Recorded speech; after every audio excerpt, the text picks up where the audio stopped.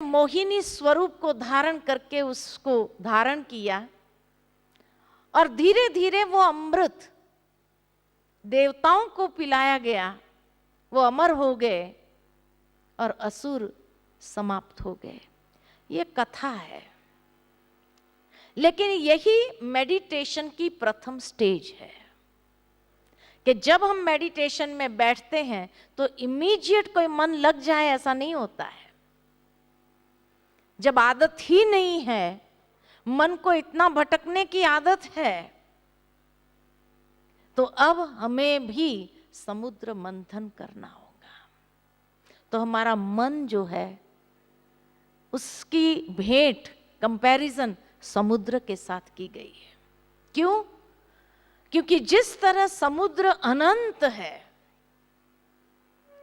और समुद्र में कभी भी आप अपना प्रतिबिंब नहीं देख सकेंगे। तालाब के अंदर पानी एकदम स्टिल हो जाएगा, आपको अपना पूरा प्रतिबिंब नजर आएगा। नदी में भी कभी कभी फ्लो इतना स्टिल होता है कि जब आपको पूरा प्रतिबिंब बादलों का, पहाड़ों का सब नजर आता है, लेकिन समुद्र में कभी भी प्रतिबिंब नजर नहीं आता है। क्यों? क्योंकि लहरें कंटिन्यू चलती है। कोई क्षण ऐसी नहीं है जब लहरें ना हो। छोटी छोटी लहरें भी चलती रहेगी, कभी कभी बड़ी बड़ी लहरें उठेगी और कभी कभी तूफान खड़ा हो जाता है। हमारा मन भी कुछ ऐसा ही है। कोई क्षण ऐसी नहीं है जब मन में विचारों की लहरें ना हो। कंटिन्यू लहरें चलती रहती है। कभी बड़ी बड़ी लहरें उठती है, जब टेंशन हो जाता है किसी बात का तो बड़ी बड़ी लहरें उठना शुरू होती है, और कभी कोई ऐसी घटना हो गई तो तूफान खड़ा हो जाता है मन के अंदर भी विचारों का। इतने सारे नेगेटिव विचार आने लगते हैं जो उसको कंट्रोल करना मुश्किल हो जाता है। तो मन समुद्र की तरह है। अब ये समुद्र का मंथन करना है। मंथन करने के लिए इसीलिए खाली देवों नहीं दिखाया, देव और असुर के बीच में ये मंथन चला। हमारे इस मन के समुद्र मंथन में देव कौन है, असुर कौन है? तो पॉजिटिव विचार ये देव है, पॉजिटिव थॉट्स। लेकिन नेगेटिव थॉट्स कोई साइलेंट हो जाएंगे ऐसे नहीं है। नेगेटिव थॉट्स भी आएंगे बीच बीच में, क्योंकि आदत पड़ी हुई है मन को नेगेटिव सोचने की, व्यर्थ सोचने की। तो ये नेगेटिव और व्यर्थ विचार ये असुर है। तो देव और असुर के बीच में ये समुद्र मंथन हो रहा है। तो सबसे पहले क्या निकलेगा? सबसे पहले क्या निकलेगा? विष निकलेगा। कई बार ऐसे विचार भी आएंगे जो कभी नहीं आए हो। कई लोग इसीलिए डर जाते हैं मेडिटेशन से, ध्यान से। ऐसे विचार तो कभी नहीं आए थे, ये आज कहां से आ गए? शायद हमारे बस में मेडिटेशन करना है ही नहीं, हम नहीं कर पाएंगे, छोड़ देते हैं। लेकिन ये तो आएगा ही। छोड़ देने से क्या हुआ? वो जहर वापस अंदर डाल दिया और सारे देव पॉजिटिव थॉट्स मूर्छित हो गए और नेगेटिविटी का विजयी हो जाएगा। इसीलिए छोड़ना नहीं है। लेकिन ऐसे समय पर शिव जी को याद करो और ये विचार भी उसको समर्पित कर दो, उसको अर्पित कर दो कि ये विचार भी आप स्वीकार कर लो। कई लोग सोचते भगवान को ये नेगेटिव विचार का पॉइजन कैसे दे सकते हैं? अरे शिव जी पर आज तक कौन से फूल चढ़ाए? कौन से फूल चढ़ाए? अक के, धतूरे के, सबसे पॉइजनस फ्लावर्स ही तो चढ़ाए। ये वास्तव में जो हम अपने नेगेटिव विचार भी उसको अर्पित कर देते हैं, ये फूल चढ़ाना ही है। इसीलिए भगवान ने कहा कोई श्रद्धा से कैसा भी फूल फल जो भी देते हैं मैं उसको स्वीकार कर लेता हूं। स्वीकार कर लेता है। पॉइजन को वापस अंदर नहीं डालो। ये नहीं कि पहले कभी नहीं आए, मेडिटेशन में कहां से आ गए। ये था, पॉइजन अंदर ही था, निकला तो है, निकालो उसको, निकालो। फिर देखो आपका मन कितना शांत और सुंदर हो जाएगा। शिव जी को अर्पित करो,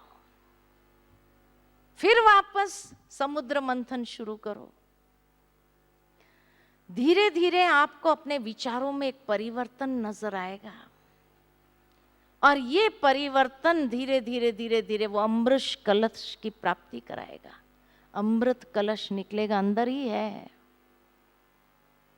वो निकलेगा बाहर।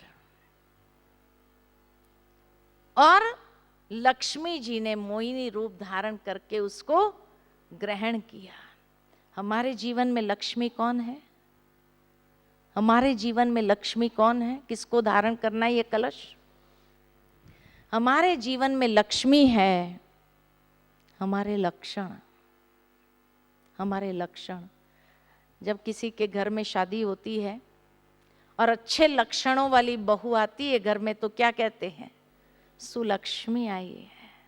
और बुरे लक्षण वाली आ जाए तो कुलक्ष्मी आई है। तो लक्षण ही लक्ष्मी है। तो इसीलिए जब ये अमृत कलश निकलता है, अंदर से ही निकलेगा, तब हमारे लक्षण में उसको ग्रहण करो, लक्षण में उसको धारण करो, और फिर पॉजिटिव थॉट्स को उसको पोषण दो, उसको पिलाओ। तो ये पॉजिटिविटी अमर हो जाएगी और नेगेटिविटी समाप्त हो जाएगी। उसके बाद आपके मेडिटेशन, लेकिन शुरू में ये टीथिंग ट्रबल्स जरूर होंगे, ये संघर्ष जरूर होगा, और ये संघर्ष से हर कोई योगी को गुजरना ही पड़ता है। उसके बिना अचीवमेंट नहीं है। लेकिन कई बार कई लोग इंस्टेंट चाहते हैं ना, वो इंस्टेंट नहीं होता है। तो इसीलिए कहा कि परिवर्तन की प्रक्रिया जैसे ही आरंभ होती है, जो खुद को भी महसूस होती है और हमारे आसपास वालों को भी महसूस होती है, तो देह अभिमान ही हमारे पुरुषार्थ के मार्ग में सबसे बड़ा विघ्न बनता है। क्योंकि निराकार की उपासना, अव्यक्त स्वरूप की उपासना जैसे करने बैठते हैं, आदत नहीं है, हमें हमेशा मूर्ति की आदत पड़ी हुई है। इसीलिए मूर्ति चाहिए, साकार की आकृति चाहिए, निराकार का ध्यान मुश्किल हो जाता है। तब भगवान अर्जुन को उस ध्यान को आगे बढ़ाना कैसे है वो बताते कि हे अर्जुन, तू अपने मन और बुद्धि को मुझ में एकाग्र कर। अगर तू मन को मुझ में एकाग्र करने में समर्थ नहीं है तो योग का अभ्यास कर। सेकंड ऑल्टरनेटिव, तो योग का अभ्यास कर। यदि तुम योग का अभ्यास भी न कर सको तो तीसरा ऑप्शन, तो सिर्फ मेरे प्रति ही यज्ञ कर्म कर, शुद्धिकरण की प्रक्रिया कर। यदि तुम यज्ञ कर्म करने में भी असमर्थ हो तो मन बुद्धि इंद्रियों को वश में करके संपूर्ण कर्मों के फल का त्याग कर और आत्म स्थिति में स्थित होने का प्रयत्न कर। 4 ऑप्शन दे दिया भगवान ने, कोई एक तो करो। एक तो कर सकते, नहीं कर सकते। और इसीलिए उस बात को स्पष्ट करते हुए भगवान यही कहते हैं, अभ्यास से ज्ञान श्रेष्ठ है, ज्ञान से ध्यान श्रेष्ठ है, और ध्यान से सब कर्म फल का त्याग श्रेष्ठ है। कर्म फल के त्याग से तत्काल ही परम शांति प्राप्त हो जाती है। ये 4 ऑप्शन के अभ्यास करो, अभ्यास नहीं तो ज्ञान, ज्ञान से नरिश करो। पहले अपने मन को अच्छे विचारों का नरिशमेंट दो, अच्छे विचारों के नरिशमेंट से ही ध्यान लगेगा। इसलिए कहा बिना ज्ञान के ध्यान नहीं होता है। सोचने के लिए चाहिए कुछ, मन को स्टिल कितनी बार करेंगे? विचार शून्य नहीं कर सकते हैं। उसके लिए हमें मन का दमन करना पड़ेगा, और दमन करना नहीं है, क्योंकि दमन की हुई चीज सक्सेसफुल नहीं होती है। आप एक स्प्रिंग को भी दबाओ, जैसे ही रिलीज करेंगे तो क्या होगा? डबल फोर्स से उछलेगा। तो मन को भी दमन नहीं करना है। मन को मारो नहीं, लेकिन मन को एक मोड़ दे दो, एक दिशा दे दो। और दिशा देने के लिए ज्ञान जरूरी है। इसीलिए कहा जाता ज्ञान से ही ध्यान है, बिना ज्ञान के ध्यान नहीं। और वो भी अगर नहीं कर सकते तो कर्म फल का त्याग करके देखो, वो भी श्रेष्ठ है। तो योगी अलग अलग प्रकार के हैं। एक अभ्यास वाले योगी भी मिलेंगे, एक ज्ञानी तू आत्मा भी मिलेंगे, एक योगी तू आत्मा भी ध्यान करने वाले भी मिलेंगे, और एक कर्म फल के त्याग वाले भी मिलेंगे। जो आपको अपने स्वभाव अनुसार उचित लगे वो आप कर सकते हैं, जिस भी तरीके से। तो परम शांति ही उसका फल है। चारों की प्राप्ति परम शांति ही है। फिर इस अध्याय के अंत में भगवान अपने प्रिय आत्मा के लक्षण बताते हैं, और ये लक्षणों में कोई ना कोई लक्षण 1, 2, 3 हमारे अंदर जरूर होगा, तभी हम भी परमात्मा के प्रिय की लिस्ट में आ जाते हैं। पहला, जो किसी से द्वेष नहीं करता और सर्व के प्रति मित्रता भाव रखता है और कृपालु है, वो भगवान का अति प्रिय है। दूसरा, जो ममत्व बुद्धि और अहंकार रहित है, वो भगवान को प्रिय है। तीसरा, जो सदा संतुष्ट, संयमी और दृढ़ निश्चयी है, वो प्रिय है। चौथा, जो समर्पण बुद्धि है और कर्म योगी है। पांचवा, जो न स्वयं क्रोध करता है और न किसी को क्रोधित करता है, न खुद करता है न किसी और को ऐसी हरकत करता जो किसी और को क्रोध आ जाए, वो भी गलत ही है। जो ईर्ष्या, भय और विषाद से निर्लिप्त है। जो निरपेक्ष, पवित्र और दृढ़ संकल्पधारी है। जो न अति हर्ष, न शोक और न कभी कोई बात में इच्छा रखता है, बैलेंस से चलने वाला। जो शत्रु मित्र, मान अपमान, सुख दुख, निंदा स्तुति में समान और क्षमाशील है। जो अनासक्त, मितभाषी और दूषित संगति से सदैव मुक्त है।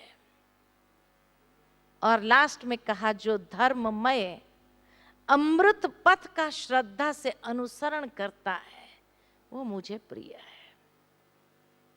कोई ना कोई क्वालिटीज तो है ना आप में भी। इसीलिए भगवान की सिलेक्शन की लिस्ट में कैसे आया, पता चला ना। तो इसीलिए भगवान कहते हैं कि ये आत्माएं मुझे अति प्रिय है। फिर 13वां अध्याय, प्रकृति पुरुष परम पुरुष।